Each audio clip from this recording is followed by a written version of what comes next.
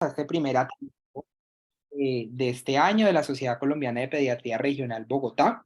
Hoy tenemos dos universidades que nos acompañan en la elaboración y en la discusión del caso, pero vamos a tener un momento donde la idea es que todos de cualquier universidad puedan interactuar, pregunten, que todos participemos. En la medida en que más personas participen, se aprende mucho más en el Ateneo. Entonces, recordar a nuestro fondo financiador, que es el que nos permite muchas de estas actividades en la Sociedad Colombiana de Pediatría Regional Bogotá, y no olvidar nuestros webinares de los martes, que están abiertos a todos. Nuestro próximo webinar, que es este martes 21, vamos a hablar de raquitismo hipofosfatémico. Todos muy invitados a las 6 de la tarde, como todos los martes. Listo. Entonces, en nuestro primer Ateneo tenemos a la universidad, a la Fundación Universitaria de Ciencias de la Salud, encargada de la presentación del caso clínico. Va a estar a cargo de la doctora Marianela Estrada, Geraldine Aguilar y Lisette Roncancio. Entonces, le pido por favor a la doctora Marianela y a las otras dos doctoras que pueden compartir su pantalla. Vamos a tener un momento, ellas van a presentar el caso. Vamos a tener un momento donde pueden preguntar. La idea es que pregunten y que las doctoras nos respondan todo de la historia clínica, pues que las personas quieran responder, y luego vamos a pasar a la discusión por parte de la Universidad Nacional.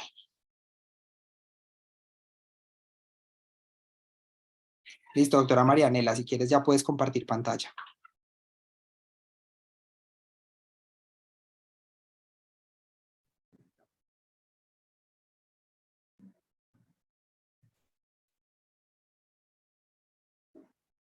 Hola a todos, muy buenas tardes. Muchas gracias por la invitación a presentar el primer Ateneo del 2023. Es motivo de orgullo para nosotras estar el día de hoy acá. Somos Marianela Estrada, Geraldine Aguilar y Lisette Roncancio, y vamos a presentar el caso clínico. Tenemos entonces un paciente que nació el 8 de agosto del 2017. Al momento de la consulta tenía 5 años y 6 meses de edad, del género masculino, natural de Bogotá, procedente de Soacha, Cundinamarca. Su EPS es Unión Temporal Servisalud de San José. Estaba acompañado por su madre, que tiene como profesión la docencia. Ingresó por medio de urgencias de pediatría el 19 de febrero del 2023. Tenemos entonces que su motivo de consulta fue: tiene sacudidas de la cabeza, los brazos y las piernas.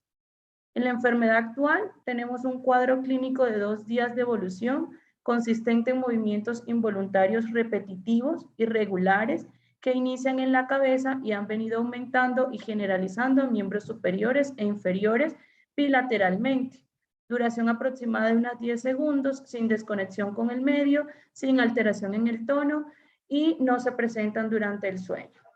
En la revisión por sistema, refiere síntomas respiratorios consistentes en rinorrea y hialina y tos hace 20 días. En cuanto a su hábito urinario e intestinal, sin cambios, tiene deposiciones normales una vez al día, Bristol 4. En cuanto a noxa de contagio, pues asiste al colegio, va en primero de primaria, niega noxas en el hogar, niega viajes recientes, niega contacto con pacientes positivos para COVID-19. En cuanto a sus antecedentes, tenemos que fruto de primera gestación de madre de 27 años, fue un embarazo sin complicaciones, el Storch fue negativo, nacimiento vía vaginal a las 38 semanas y pesó 2.960 gramos con una talla al nacer de 50 centímetros. No requirió reanimación neonatal o UCI neonatal. Hemoclasificación O positivo, tiene como antecedente rinitis alérgica, es alérgico al queso cheddar y tuvo una corrección de hidrocele al año de vida, con anestesia general sin ninguna complicación.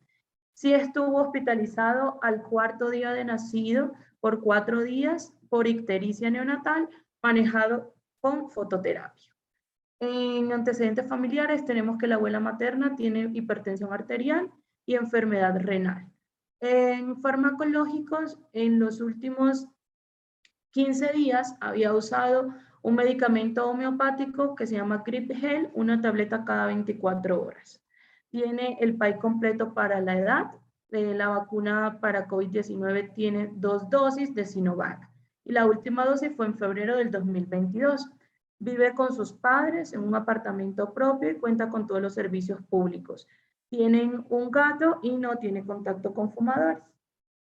En cuanto a su desarrollo psicomotor, la madre no recuerda datos con exactitud, pero más o menos tuvo el sostén cefálico a los 2 meses de edad, gateó a los 6 meses, con marcha a los 11 meses, dejó el pañal a los 2 años, pronunció sus primeras palabras al año de edad, aprendió a leer a los 2 años y medio y actualmente asiste al colegio en primero de primaria con un adecuado rendimiento y buena relación con los pares. Al examen físico, tenemos que tiene un peso de 19 kilogramos con talla de 105 centímetros, signos vitales con una tensión de 106/72, frecuencia cardíaca de 83, respiratoria de 21, saturando 94% del oxígeno ambiente, con temperatura de 36.9. Al examen físico neurológico voy a mostrarles un video que nos proporcionó la madre, en los cuales podemos ver los movimientos que hace el paciente.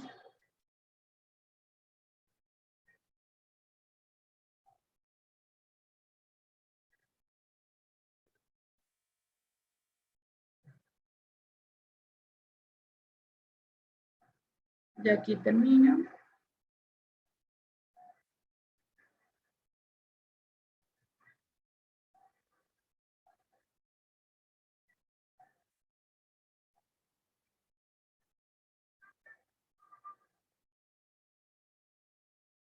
Y aquí tenemos otro.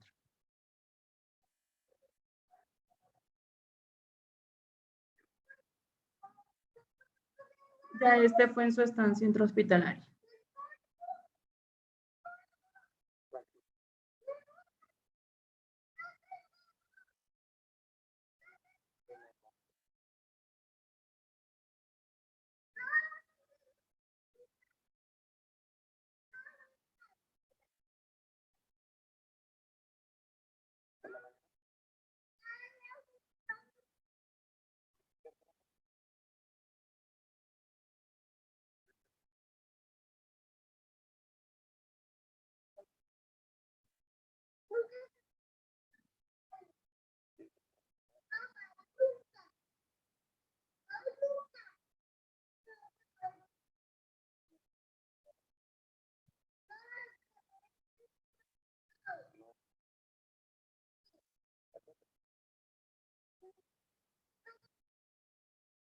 Listo, hasta aquí alguna pregunta, algo que aportar, algo que recalcar.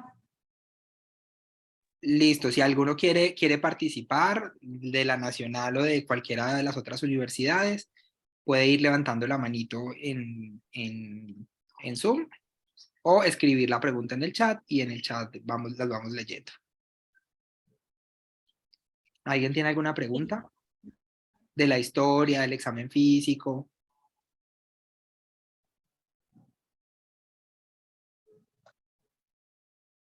Listo. Parece que ninguna. Entonces, dale.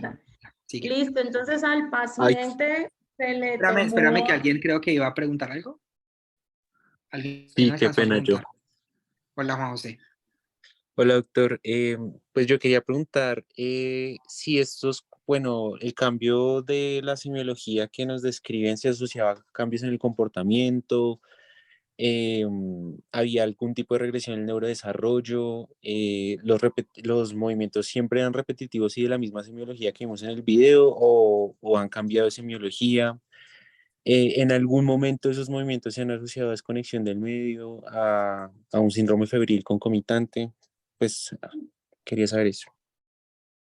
Muchas gracias. Bueno, la semiología de los movimientos siempre fue bastante similar, solo cambió que el día del ingreso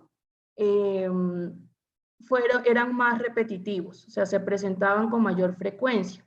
No había desconexión con el medio y más adelante sí le vamos a contar un poco más de si hubo o no cambios en el comportamiento. ¿Listo? Y tampoco tuvo, pues solo refirió unos 20 días atrás más o menos un cuadro gripal, que por eso era que tomaba el medicamento homeopático que les comentábamos. Listo, súper. No sé si hay alguna otra pregunta en este instante o si no, ya podemos continuar. ¿Alguien más tiene dudas sobre la historia clínica o el examen? Listo, parece que no. Sigamos. Listo, entonces se le realizó una videotelemetría de 6 horas que fue completamente normal y una resonancia magnética de cerebro simple bajo anestesia que mostró hiperdensidades en FLAIR y T2 de distribución subcortical frontal bilateral de carácter inespecífico, con patrón de fase CAS1 y signos de pansinusopatía que se asoció a ocupación de celdillas mastoideas y el oído medio del lado izquierdo, con regiones hipocampales sin alteraciones. Luego, al día siguiente del reporte de esta resonancia, se realizó un ecocardiograma que tampoco mostró alteraciones, una radiografía con un patrón de distribución gaseoso-intestinal normal, al igual que la ecografía de abdomen también solo mostró orina particulada, pero el resto sin alteraciones. Eso en cuanto a imágenes. En cuanto a paraclínicos sanguíneos, tenemos que se tomó un hemograma con leucocitos de 8.500, neutrófilos de 3.400, linfos de 4.100, monocitos de 600, eosinófilos de 400, basófilos de 100, con una hemoglobina en 14.4, un hematocrito en 44%, con adecuados volúmenes y unas plaquetas en 296.000. Se tomó una PCR la cual fue negativa, una función renal normal, una fosfatasa alcalina en 203, con unas enzimas, una TGO en 34, una TGP en 18 y una GGT en 37. Aquí, entonces, en cuanto a la evolución del paciente, el 24 se vio que tenía un trastorno del lenguaje, por lo que se solicitó valoración por fonoaudiología y por psiquiatría. Fonoaudiología comentó que los temas de conversación no eran propios para su edad, que habla de los signos zodiacales y presenta movimientos anormales, inicialmente manifestando sensación de tener algo sucio. Luego lo vio psiquiatría, quien identifica rasgos obsesivos de larga data asociado a sospecha de inteligencia superior al promedio para la edad, sobre estimulación parenteral, y solicitaron terapia física, ocupacional y fonoaudiológica. Ese mismo día, por el antecedente de la rinitis, que venía siendo manejada con antihistamínicos, pero había suspendido por su ingreso al hospital, se reinició.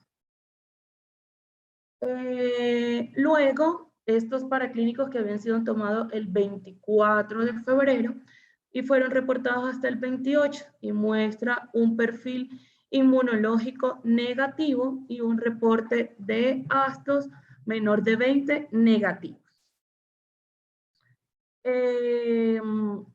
Y se indicó inicio de prednisolona y de hidroxicina. Es lo que tenemos hasta acá para presentarles con nuestro caso clínico. Listo, perfecto. No sé si tienen alguna duda, alguna pregunta, algo más que alguien quiera aclarar de la historia de los paraclínicos antes de que entremos a la discusión por parte de la nacional. ¿Alguien tiene alguna pregunta?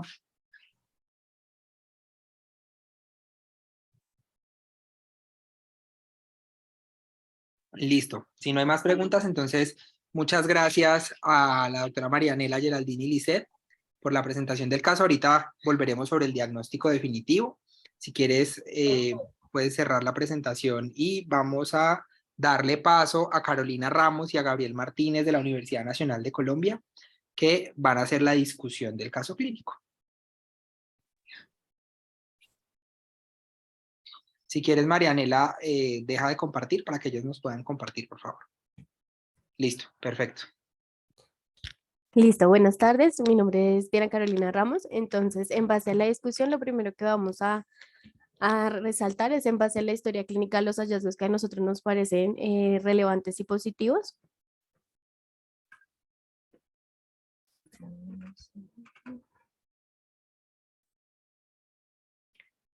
Entonces, bueno, en cuanto a la enfermedad actual, pues recordar que es un cuadro agudo que se inicia hace 2 días, consistente en movimientos involuntarios, repetitivos, irregulares que inician en la cabeza. Adicionalmente que además de ser agudo ha sido progresivo, por lo que inicialmente reportaba la madre 3 episodios y ahora está presentando 10 episodios durante el día. De los antecedentes creo que no hay nada que resaltar, aparte de, pues tiene un antecedente antenatal de una ictericia a los 4 días de vida que no le vamos a dar relevancia, de resto perinatales sin importancia y patológicos una rinitis alérgica sin mayor profundidad. De los farmacológicos, pues el uso del homeopático que lo dejamos ahí interrogado a ver si iba a modificar alguna de nuestras conductas. De resto, pues no nos parece relevante nada adicional. Y vemos que tiene un neurodesarrollo adecuado para la edad. Nos llama la atención lo de aprender a leer a los 2 años y medio, sin embargo, pues consideramos que de pronto eran monosílabos o algo adicional, pero de resto todo el neurodesarrollo vemos que no tiene ninguna alteración, que cumplió todos los hitos en las edades correspondientes. En cuanto a la revisión por sistema, resaltamos la aparición del único hallazgo positivo, que es la rinorrea hialina y la tos de 20 días, de hace 20 días, sin ningún otro síntoma asociado en el momento. Y pues no hay contagio adicional, solamente que asiste a colegio. De resto, nada para resaltar. El examen físico no hay nada importante, solamente la parte neurológica y la antropometría sí nos dio que tenemos un niño de peso de 19 kilos con talla de 105 centímetros, una superficie corporal de 0.73 metros cuadrados y ya clasificándolo nos da con una talla para la edad en menos 1.76 desviaciones estándar, entonces estaría en riesgo de baja talla.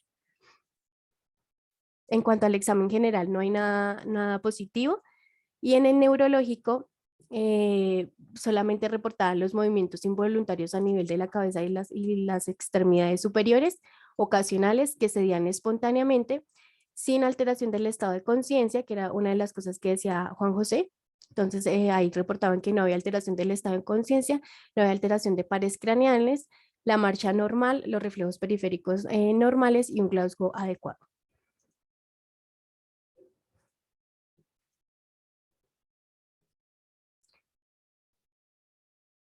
Entonces, en base a eso, antes de entrar en los laboratorios, sacamos algunas consideraciones diagnósticas. La primera era descartar que fuera de origen ictal, entonces que tuviera un origen focal o estructural. Lo segundo, que estuviéramos ante unas estereotipias secundarias ya fuera un trastorno del espectro autista o a un origen autoinmune. Y el tercero, que fuera una corea de Sydenham como parte del abordaje clínico de una fiebre reumática por el antecedente de la rinofaringitis aguda hacia 20 días.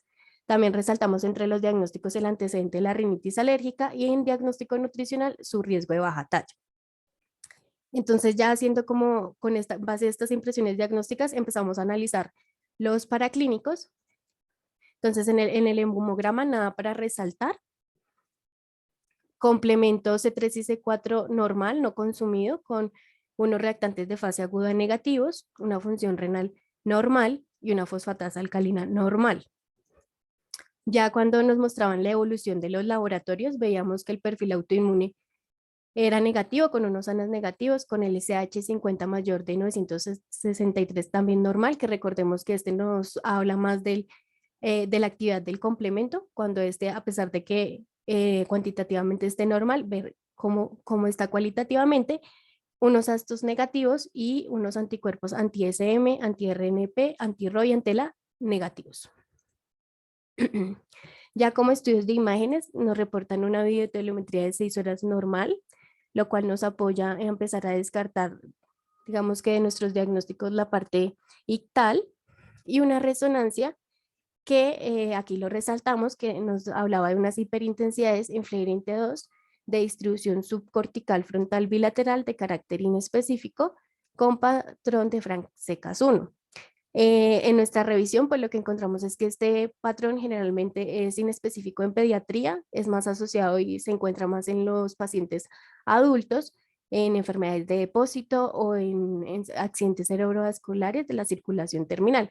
Entonces, por eso no le dimos mayor relevancia a esto, y si resaltamos los signos de la pansinusopatía, que se asocia a la ocupación de celdillas mastoideas y de oído medio del lado izquierdo, probablemente en relación a su antecedente de rinitis y al cuadro respiratorio agudo que tiene. En cuanto al ecocardiograma, en ese momento un corazón estructuralmente normal, buena función biventricular, no hay signos de hipertensión pulmonar y coronarias sanas. Este nos apoyó en la parte de empezar a descartar los criterios diagnósticos de fiebre reumatoidea, pues ya teniendo un corazón estructuralmente normal y un perfil autoinmune normal, pues nos bajaba la probabilidad de que estuviéramos ante una corea. Ya lo de la radiografía de abdomen y ecografía de abdomen, pues no tiene más hallazgos relevantes, todo salió normal. Entonces, ya en base a estos laboratorios iniciales y nuestras primeras impresiones diagnósticas, logramos descartar dos de las entidades, que uno que era el origen ictal focal versus estructural, entonces ese lo descartamos lesiones ocupantes de espacio, y la corea de Sydenham, ya por los criterios, no cumplimiento de los criterios de la fiebre reumática. Entonces ahí quedamos ante las estereotipias secundarias.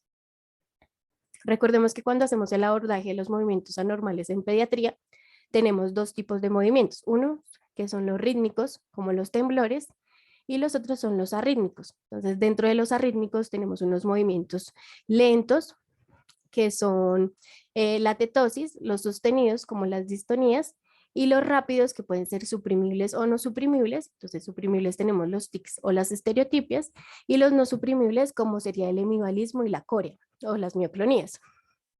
En este caso, si ustedes miran el video que nos mostraban del niño, estos movimientos son suprimibles, porque cuando digamos, se le llama la atención al niño o él pierde la atención, los movimientos cesan.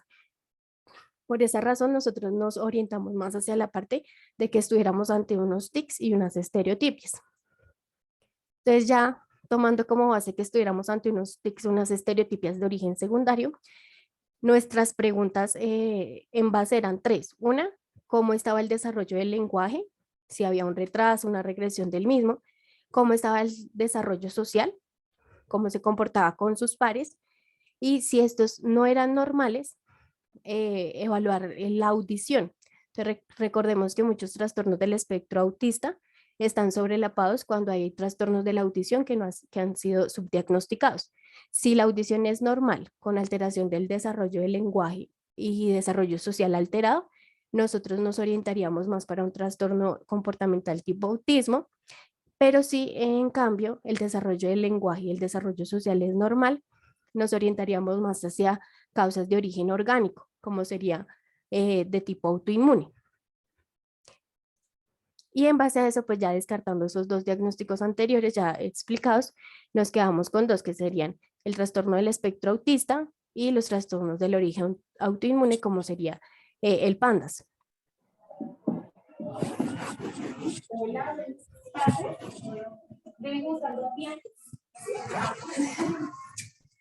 ¿cómo estás? ¿Alguien está hablando allá atrás? ¿Hay alguna duda? Creo que esta es nuestra orientación inicial. No sé si hay alguna. O sea, ustedes al final sospechan que esté dentro de estas estereotipas secundarias, trastorno del espectro autista versus origen autoinmune y PANDAS. ¿Estoy bien? Sí, señor, sí, doctor. Digamos. Listo. ¿Alguien tiene dudas, preguntas para la nacional? Antes de que la FUCS nos cuente el resto de la historia.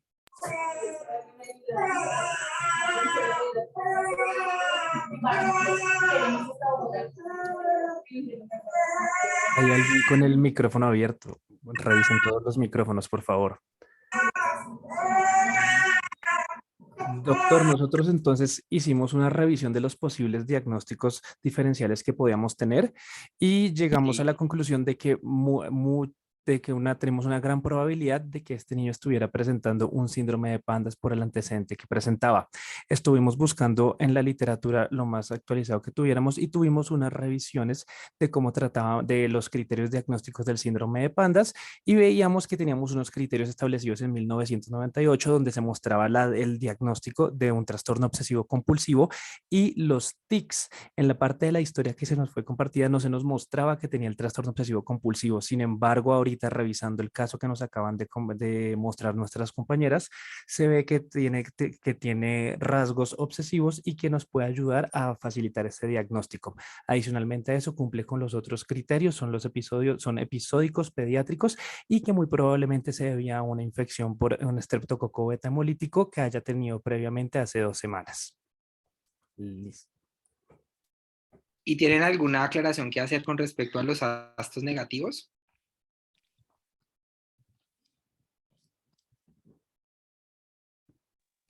Los astos negativos y el también nos llamaba la atención. para poder descartar una corea de síndrome o una fiebre reumática. Sí, pero dentro de los criterios está que haya tenido infección por el estreptococo, ¿no? ¿Y qué tanto se positivizan los astos con la infección del estreptococo? La pregunta va hacia eso. ¿O pueden no positivizarse por la infección del estreptococo? Podrían no positivizarse porque cumplían con los criterios. Creo que te escucho muy lejos, Gabriel. No sé si soy solo yo. Digamos que igual, pues yo soy residente del tercer año también de la Universidad Nacional. En el contexto de, se pueden negativizar si recibió manejo antibiótico, pero pues digamos que en ese caso igual, de todas formas uno apoyaría o sea, la búsqueda del estreptococo por medio del cultivo faríngeo. Entonces pues esa era como de las inquietudes o de las cosas que también nos llamaba la atención a nosotros, y era que sí había tenido el antecedente de la infección respiratoria, pero pues no sabíamos si de pronto pues había recibido manejo antibiótico que nos pudieran negativizar los astos. Entonces pues por eso también nos enfocábamos un poco más hacia que fueran unos eventos paroxísticos tipo estereotipias secundarias en relación con el espectro autista. Listo, dejémoslo ahí en el tintero y si quieren, dejemos que la Fuchs termine y nos cuente. ¿Listo? Si quieren, Gabriel. Muchas gracias a nuestros compañeros de la Nacional por sus respuestas. Ya procedemos a presentar.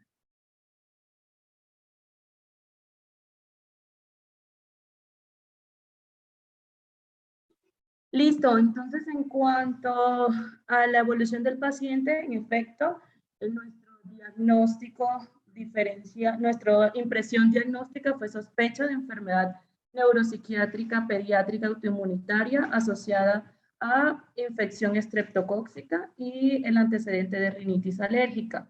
El paciente tuvo una evolución clínica favorable con disminución de los paroxismos sin otros signos de deterioro neurológico. Pues con reporte de los paraclínicos con perfil de autoinmunidad negativo y astos negativos.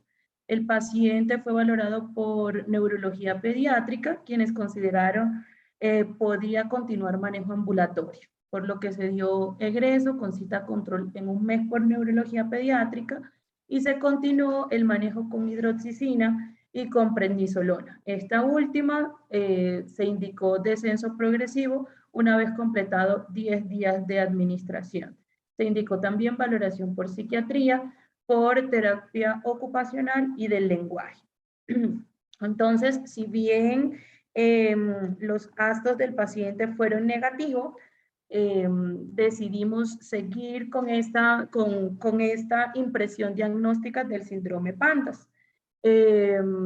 Todavía el paciente se encuentra pendiente del control con neurología y del control para ver cómo sigue de su parte de tanto neuropsiquiátrica como motora.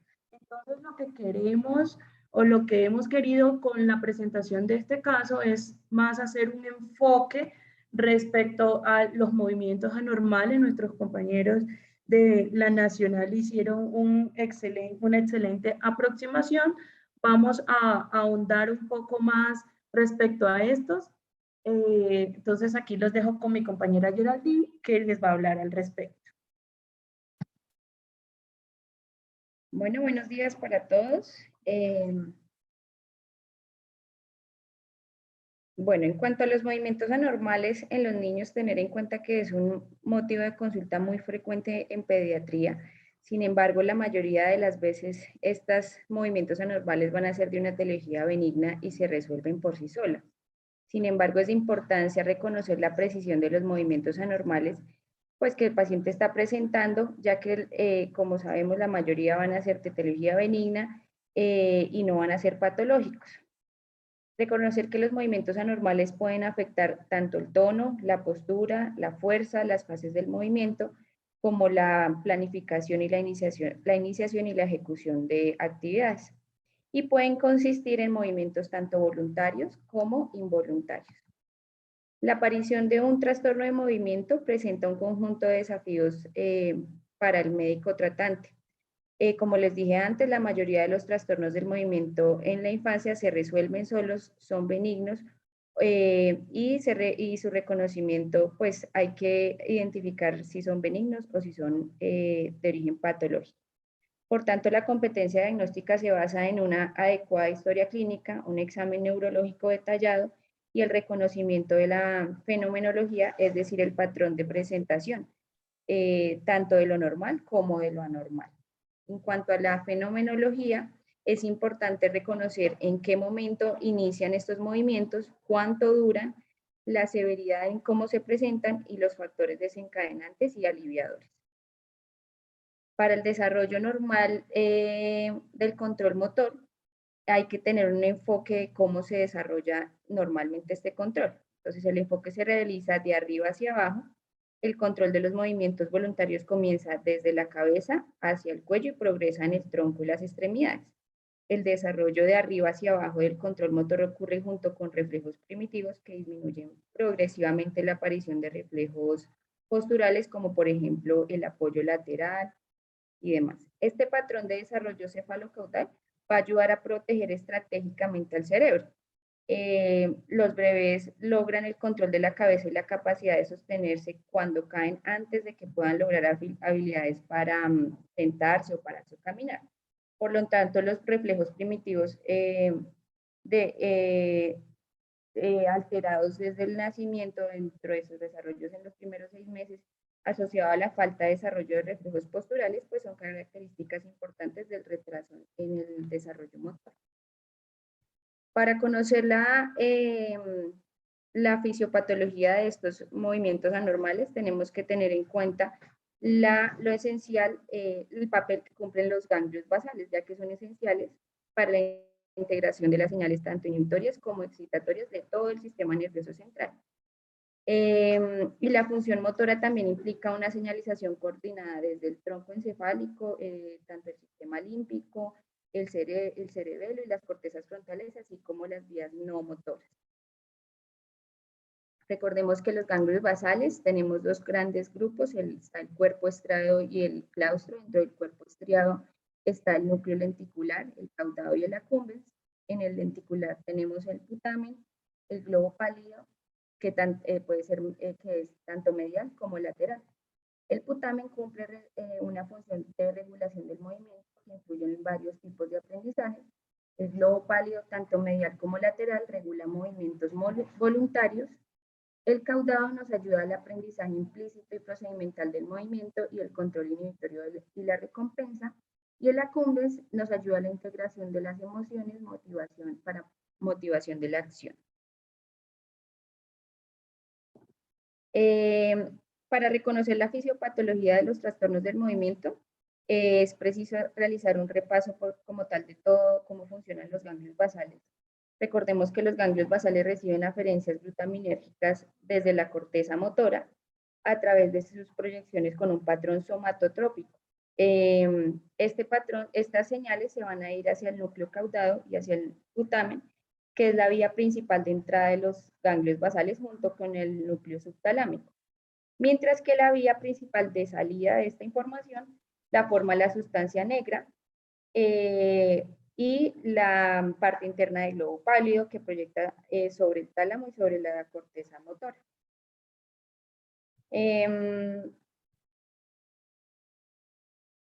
Digamos que aún no hay un consenso sobre todo el modelo único que puede explicar todas las funciones de los ganglios basales. Se han descrito varios, este es como uno de los más resumidos.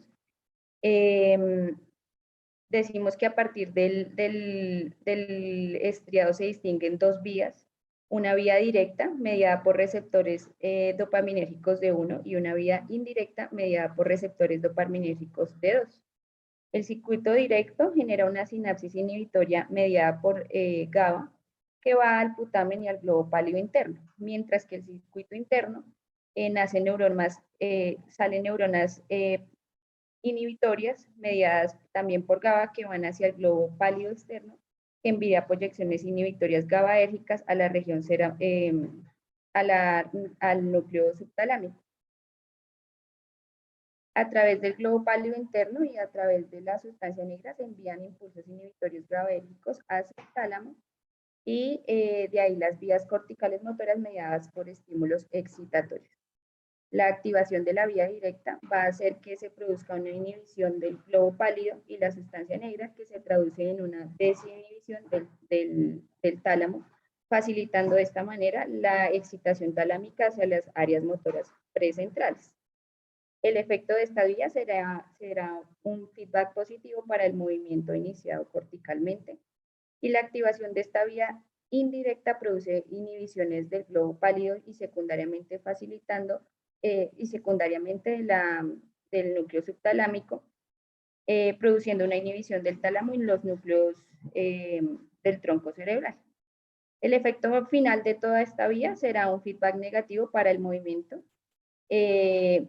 y básicamente así se desarrolla todo el sistema en los ganglios linfáticos, en los ganglios basales, mediados por receptores dopaminérgicos de 1 y de 2. En general, la clasificación de los movimientos anormales las podemos hacer de dos formas. En pediatría usamos más la clasificación por trastornos transitorios del movimiento, que es un tipo, por trastornos paroxísticos del movimiento o por trastornos secundarios no hereditarios o por trastornos hereditarios o metabólicos. Sin embargo, hay otra clasificación según si son movimientos hipercinéticos, hipocinéticos o paroxísticos, que van a depender, que van a desarrollar diferentes patologías. En cuanto a la orientación etiológica de los movimientos anormales, pues hay que definir si son de instauración aguda, cómo es su fenomenología, si se inicia si tiene un inicio agudo, si es variable, si tiene incongruencias con la exploración y con el examen físico. Ahí vamos a pensar en movimientos anormales más funcionales. Mientras que si tenemos manifestaciones neurológicas asociadas, vamos a pensar en otros tipos de etiologías como movimientos anormales asociados a fármacos y tóxicos o encefalopatías en los movimientos anormales que pueden ser inducidas por el estado catabólico como los errores congénitos del metabolismo o inducidas por fiebres como las encefalitis, las infecciones del sistema nervioso central, o si definitivamente no tienen ningún desencadenante, pueden ser las encefalitis autoinmunes, trastornos endocrinos metabólicos o errores innatos del metabolismo. En cuanto a los movimientos anormales y trastornos de la conducta, pueden ser o por encefalitis también autoinmunes, corea de Sydenham, lupus o síndrome anticuerpo antifosfolípido, o los movimientos anormales aislados como los tics, el Tourette, la corea de Sydenham, lupus, el síndrome antifosfolípido y demás.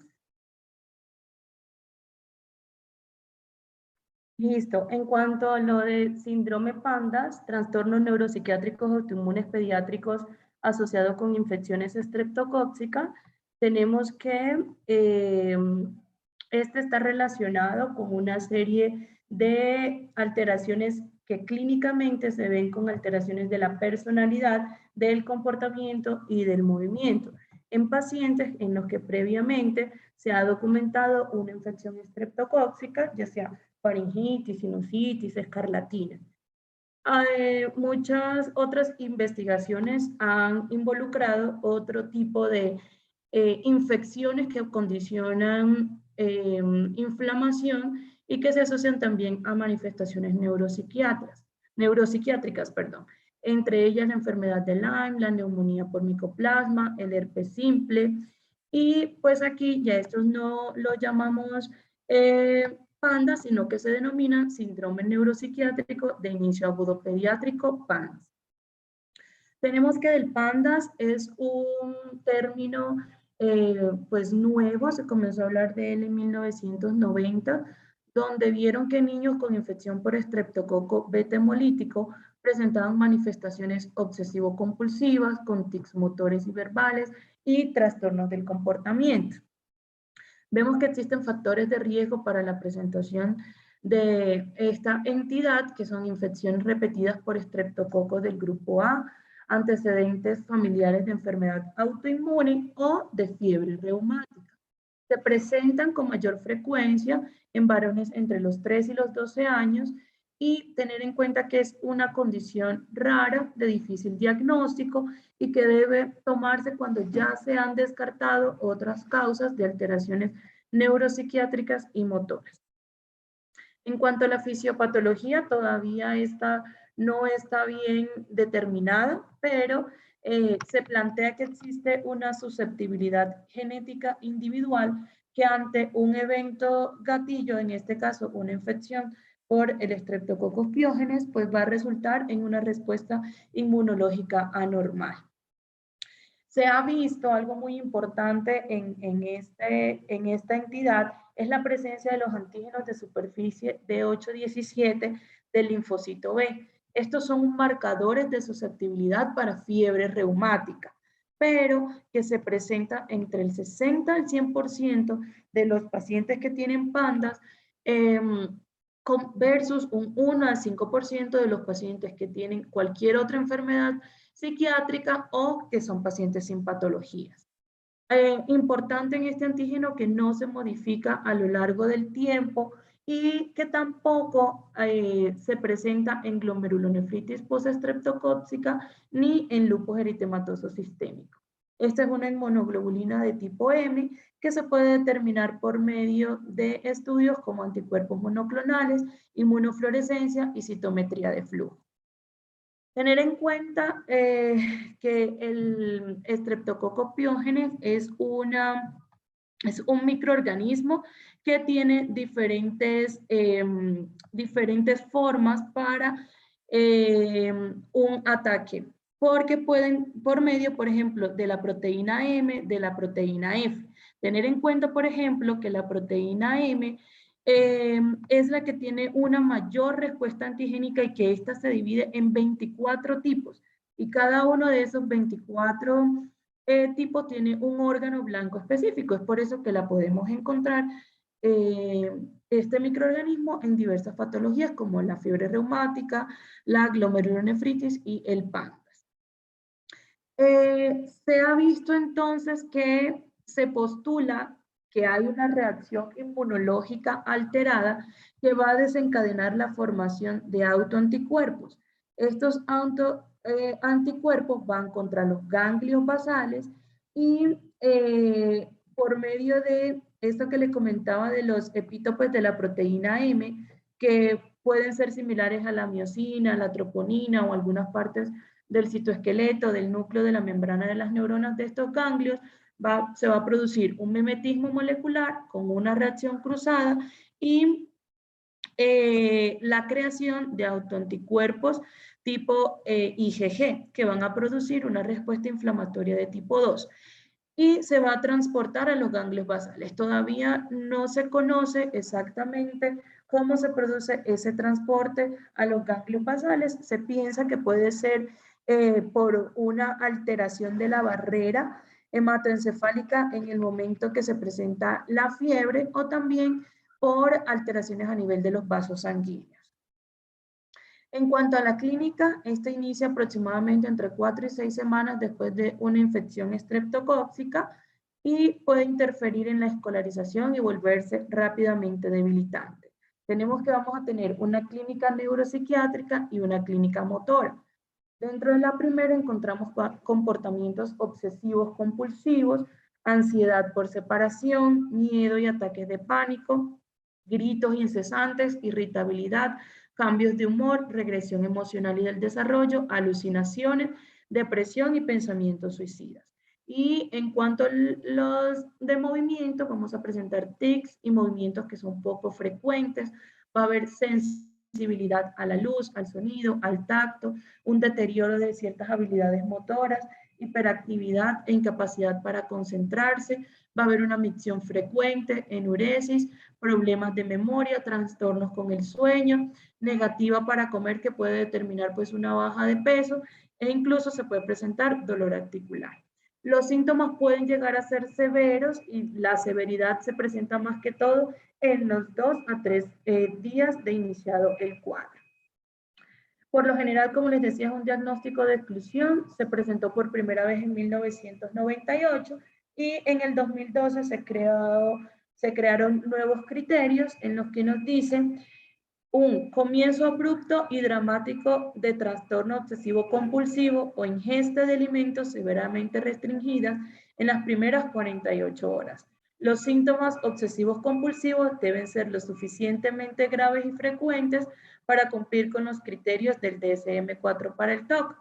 Y debe haber una presencia simultánea de síntomas neuropsiquiátricos adicionales con un inicio que debe ser agudo y grave, y se presentan al menos 2 de los siguientes: ansiedad, labilidad emocional o depresión, irritabilidad, agresión o comportamientos de oposición severa, regresión conductual, deterioro del rendimiento escolar, dificultades sensoriales o motoras, signos y síntomas somáticos que incluyan alteración del sueño, enuresis y polaquiuria.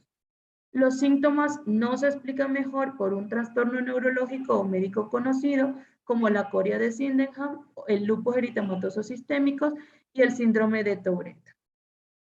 Entonces, en cuanto al diagnóstico, no existe un biomarcador, si bien se está haciendo estudios con el D817, no existe todavía un anticuerpo, un antígeno específico para realizar el diagnóstico, pero recomiendan las guías tomar mínimamente un hemograma, reactantes de fase aguda, un panel metabólico, un examen de orina, sobre todo para ver el estado de hidratación, una función hepática, descartar también problemas problemas hepáticos como enfermedad de Wilson, el hisopado faríngeo y los anticuerpos antiestreptocóxicos los pongo en rojo porque son bastante controvertidos, porque se ha visto que si bien están positivos en muchos pacientes, no en todos está la positividad. Esto se ha visto porque puede haber una diferencia en cuanto al tiempo en que se presenta la infección, el tiempo en que se comienzan los síntomas y el tiempo en el que se toma el examen. De todas maneras, sí se recomienda realizarlo, pero tener en cuenta que un resultado negativo no me descarta la patología. En cuanto a los diagnósticos diferenciales, tenemos la corea de Sydenham, TOC, vasculitis del sistema nervioso central, encefalitis autoinmune, alteraciones relacionadas con el lupus y el síndrome de Tourette. Aquí los diferenciamos como los que alteran a nivel de los ganglios basales. Tenemos el TOC, Tourette y TDAH. En cuanto al TOC, tenemos que estas obsesiones y las compulsiones van a causar discapacidad al paciente por el tiempo que consumen estas alteraciones. Pero tener en cuenta que las obsesiones y las compulsiones del panda no se distinguen de los pacientes con TOC sin pandas. ¿Cómo nos ayudamos nosotros para hacer el diagnóstico diferencial? Por medio de la edad. en el PANDAS inicia generalmente hacia los 3 años, mientras que en el TOC inicia en los hombres entre los 6 y los 15 años y en las mujeres incluso en los 20 y los 29 años. Y para recalcar, pues que no hay estudios suficientes que muestren que el PANDAS sea una entidad que se presente en personas adultas. En cuanto a la corea de Sydenham, si bien su fisiopatología es similar, tiene un inicio tardío respecto a la infección por el streptococo. ¿Listo? Y tener en cuenta que la corea tiene criterios que deben cumplir, que son los criterios de Young para fiebre reumática. Y en cuanto al TDAH, si bien en estos casos, al igual que en los pacientes con autismo, sí se encuentran alteraciones respecto a los anticuerpos que vemos en pandas, puede estar relacionados también con la infección estreptocóxica, todavía no se puede afirmar que el TDAH forme parte del espectro de los pandas. En cuanto al tratamiento, la base del tratamiento de esto es primero el manejo antibiótico, se postula también el manejo inmunomodulador y la terapia cognitivo-conductual. Siempre se debe hacer tratamiento antibiótico a los pacientes que tengamos una infección estreptocóxica, pero no está, ahorita les voy a comentar que no está 100% autorizada la profilaxis. En los pacientes que tienen sobre todo alteraciones a nivel cognitivo-conductuales, sí está indicada la terapia y en algunas ocasiones se puede hacer el uso farmacológico con inhibidores selectivos de la recaptación de serotonina. Se ha visto también las terapias inmunomoduladoras que pueden ser solas o combinadas con corticoides, con inmunoglobulina endovenosa, con plasmaféresis, micofenolato y rituximab. En cuanto a los corticoides, sí se ha visto que pueden tener una respuesta en cuanto a la mejoría de los síntomas de los pacientes que los disminuyen versus placebo a 3.5 semanas. Y se ha visto también, se han hecho estudios que la combinación con corticoides y AINES también disminuyen tanto la sintomatología como las exacerbaciones. Sin embargo, esto último de los AINES todavía no es una recomendación como tal de las guías para el manejo del PANDAS. Cuanto a lo que les decía de la profilaxis con penicilina, pues no redujo la tasa de exacerbaciones ni la gravedad de los tics, pero sí la calificación en la escala de depresión y ansiedad de los padres. Una combinación de penicilina y acitromicina se vio que sí reduce los síntomas por el estreptococo y disminuye hasta un 61% las exacerbaciones neuropsiquiátricas. Y la amigdalectomía bastante controvertida, pero tampoco está indicada. El pronóstico, la mayoría de los pacientes presentan una recuperación completa, sin embargo, algunos persisten con síntomas neuropsiquiátricos persistentes y otros presentan reaparición o empeoramiento con cada infección estreptocóxica. Y recordar que si no hay un adecuado abordaje de este, pues va a aumentar el riesgo de TOC y de TIC en la edad adulta. La presencia de este puede causar deterioro con la escritura, un menor rendimiento escolar, menor rendimiento visual y motor, interrupción del sueño con trastornos de alimentación, una ansiedad por separación y una mala calidad de vida. Aquí mostrarle que existen varias entidades, varias páginas que ayudan a los pacientes y a las familias que tienen esta entidad. Ahora le vamos a hablar del síndrome de Tourette, enmarcando un poco el diagnóstico diferencial. Entonces, si bien es un diagnóstico diferencial, también se ha visto asociación entre el PANDA, el síndrome de Tourette y otras entidades. Entonces, ¿cómo se define el síndrome de Tourette? Es un trastorno neuropsiquiátrico de la infancia y la adolescencia en donde se va a caracterizar por la presencia de tics motores o tics vocales o fónicos. Se ha visto también que se puede acompañar de otros trastornos como el trastorno de déficit de atención con hiperactividad, el trastorno obsesivo compulsivo y también puede ser el síndrome de PANS. En cuanto a la epidemiología, encontramos que tiene una prevalencia mundial del 0.3 al 1%. Principalmente lo vamos a encontrar en niños menores de 18 años, pero más a menudo lo vamos a encontrar en niños de entre 5 y 7 años, encontrando que tiene una gravedad máxima más o menos hacia la edad de los 13 años. El 30% de estos pacientes van a mejorar hacia la edad adolescente o a inicios de la edad adulta. El 30% van a continuar con tics hacia la adultez y solamente un tercio va a empeorar. De este tercio, solamente el 2 al 5% va a necesitar algún apoyo significativo en la vida. Y en cuanto a la diferencia entre hombres y mujeres, vamos a encontrar que de 3 a 5 veces es más común en los niños que en las niñas, y también los niños van a tener mucha más probabilidad, más o menos 4 veces más probabilidad de desarrollar el síndrome de Tourette si el padre lo tiene. La fisiología del síndrome de Tourette aún no está muy clara, pero sí se ha visto que hay una asociación en todo el bucle corticobasal, ganglio tálamo cortical, y pues ya esta parte se habló previamente, pero pues acá lo que vamos a encontrar es que hay una interrupción de los circuitos motores específicos y sus neurotransmisores asociados.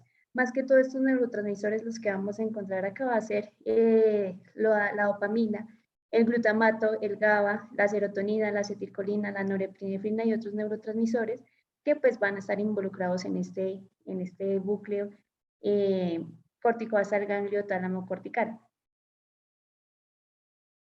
La etiología, entonces vamos a tener que es un trastorno hereditario poligénico en donde van a contribuir factores ambientales y genéticos. No se ha visto como tal alguna mutación genética específica de este síndrome, pero sí se ha visto asociación con el gen SLI-TRK1, pero pues aún no se ha confirmado. Y pues los desórdenes autoinmunes ya pues por infecciones con el estreptococo beta-hemolítico del grupo B, pues que ya va a generar el síndrome de PANS. Y también queríamos recalcar acá los tics. ¿Qué son los tics? Pues los tics son movimientos breves, que son repentinos, que son abruptos, que pueden tener diferentes grados de complejidad y de amplitud. Estos pueden ser continuos o se pueden presentar, inicialmente son escasos, pero van a empezar a aumentar de manera progresiva. Estos pueden imitar gestos del comportamiento normal y son situacionales que pueden empeorar cuando el niño está estresado o está aburrido, pero se ha visto que los niños pueden mejorar si están en actividades de música o en actividades deportivas. Una característica que va a diferenciar los tics de algún otro movimiento anormal va a ser el impulso premonitorio o la sensación, las experiencias sensoriales premonitorias, que lo vamos a encontrar en más de un 80% de los tics. Estos impulsos o estas sensaciones premonitorias van a estar implicadas con la cognición o con la emoción, los van a referir como una sensación o como una localidad, una incomodidad localizada, que lo pueden referir como una picazón, un hormigueo, un ardor, frialdad en los ojos, o también el más común es que ellos tienen la necesidad de tener que hacerlo, entonces ellos sienten esa incomodidad y tienen que hacer ese tic hasta que se sientan bien.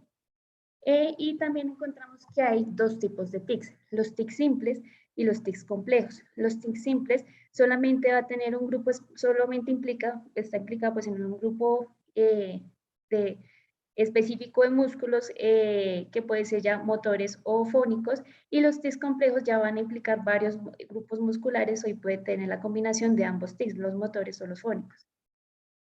Y ya siendo acá la diferencia entre los tics motores y los tics fónicos, ya sea simple y complejo, entonces en los tics motores simples podemos encontrar acá el parpadeo, las contracciones de la nariz, golpes en la cara, movimientos bruscos de la cabeza, encoger los hombros, el bruxismo o la tortícolis espasmódica.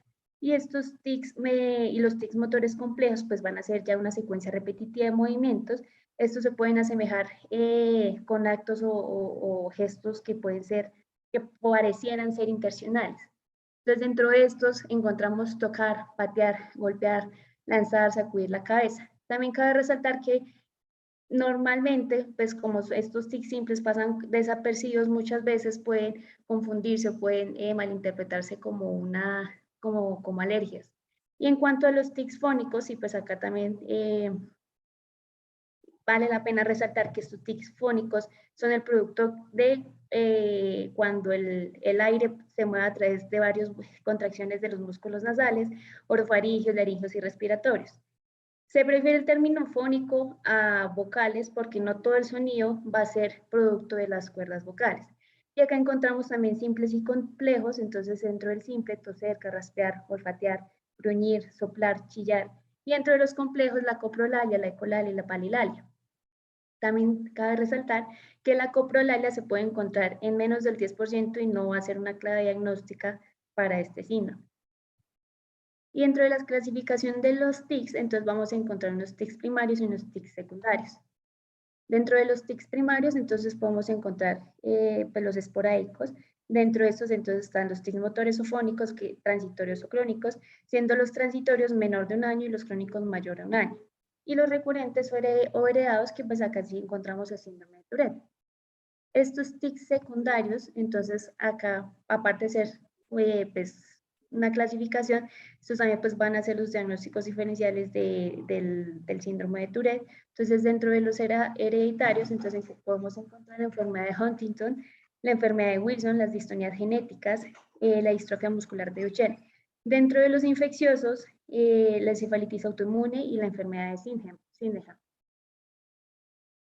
También cabe resaltar que podemos encontrar tics secundarios a drogas, como por ejemplo las anfetaminas, las carbamazepinas, la fenitoína, el fenobarbital, la lamotrigina, antipsicóticos y bloqueadores de los receptores de la dopamina.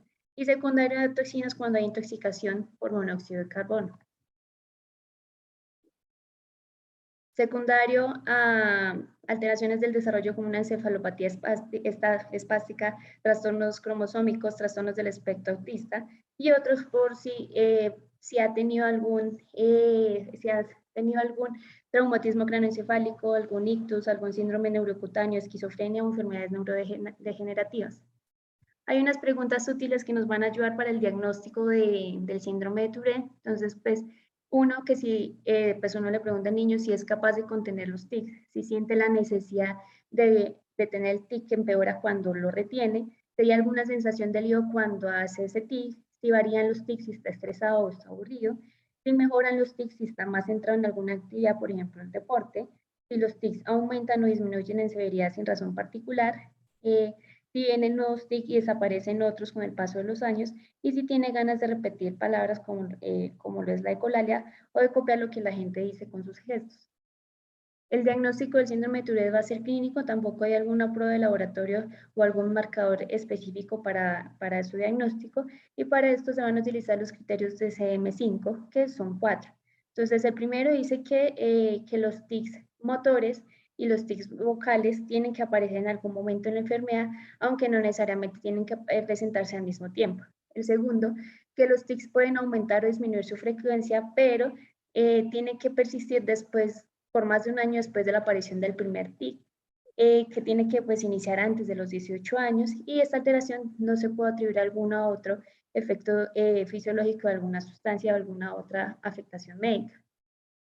Y para hablar un poco de algo general del manejo del síndrome de la Tourette, pues vamos a tener varias opciones. Entonces, pues, la psicoeducación a los pacientes y a los padres y los profesores, la terapia conductual y en la farmacoterapia, entonces pues depende si está asociado o no a algún otro trastorno, entonces pues va a haber pues la farmacoterapia para los TIS, en donde pues tenemos de primera y segunda línea. De primera línea la clonina y segunda línea podemos encontrar los antipsicóticos típicos y pues otros medicamentos.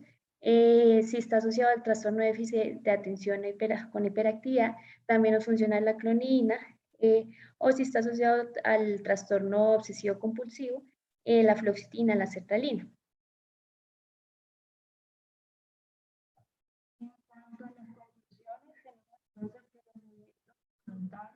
Van a tener múltiples etiologías. Es importante hacer historia clínica completa, al igual que un examen físico para examinar el diagnóstico. Chicas, no sé si soy solo yo, pero creo que no se escucha. Se dejó de No, no se escucha. Hola, hola. Ya, ahí mejoró.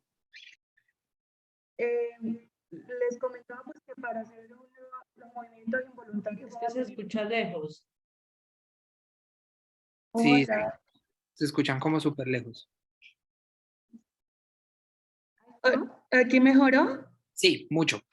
Listo. Entonces que debemos individualizar el tratamiento de nuestros pacientes, no olvidando ese abordaje integral en todas las áreas de las medicinas que nos pueden ayudar a la mejoría de nuestros niños y nunca olvidar la angustia que sienten los padres, que siente la familia y tener un trato más humano, siempre buscando la mejoría en la calidad de vida.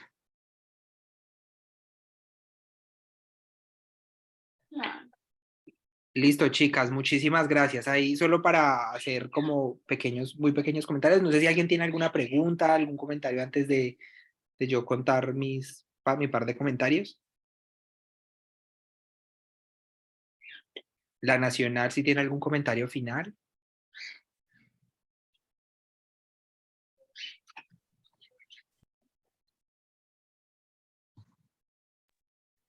Listo.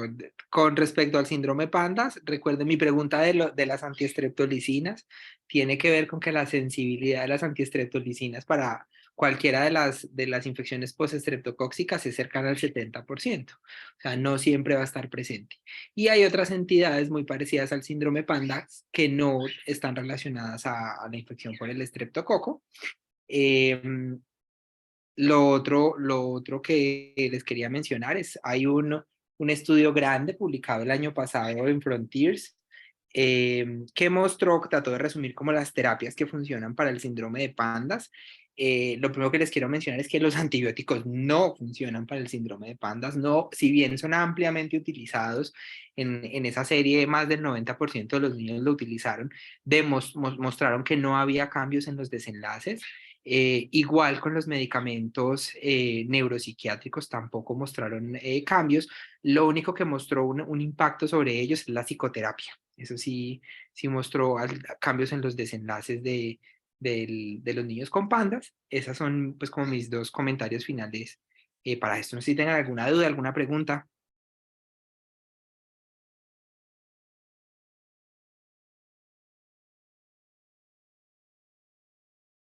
Bueno, no siendo más, agradezco a la FUCS y a la Universidad Nacional por la presentación del caso y por la discusión.